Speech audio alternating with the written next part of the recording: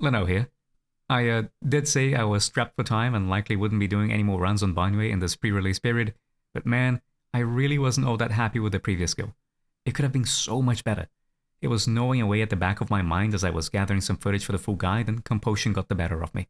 Let's lower those substats from 38 to 35, make a few optimizations here and there for my combos and routing, and see what happens. 2.5 hours later, and this run was what happened. It's still far from perfect.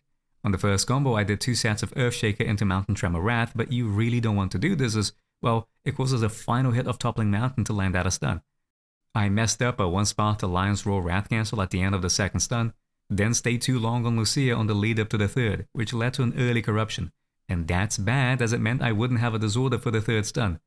I almost managed to get an assault but failed to do so, which led to a shortage of decibels and some awkward EX special looping to get the ultimate, which had no wavering stacks and landed its finisher out of stun. No run will ever be truly perfect, but even with these mistakes, this one is sure as hell better than the last one. Despite having fewer substats, it killed with Crushing Peaks and Toppling Mountain going unused, which would do around 6 million in damage, enough adrenaline for quite a few EX specials, likely another 4 to 5 million, and 5 seconds to spare, more than enough time to get it all out. If we translate that to score, that'd be around 3,500, and that's not including any corrections to my slip-ups.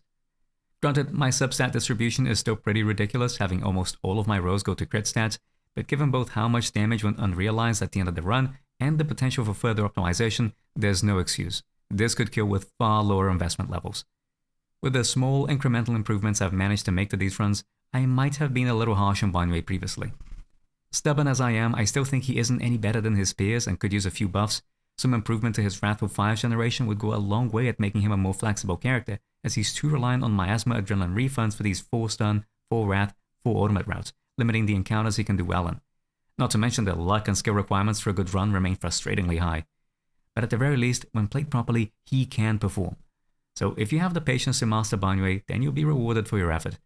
Whether you think it is worth the effort is another topic entirely and one for you to decide. I, for one, found it very enjoyable. If you're interested in knowing more about how Banyue works and want to learn the little techs and optimizations that made this run possible, why not like, share, subscribe and ring the bell to be notified for when the full guide drops. I've got more videos coming. Thank you all for watching, and I'll see you next time.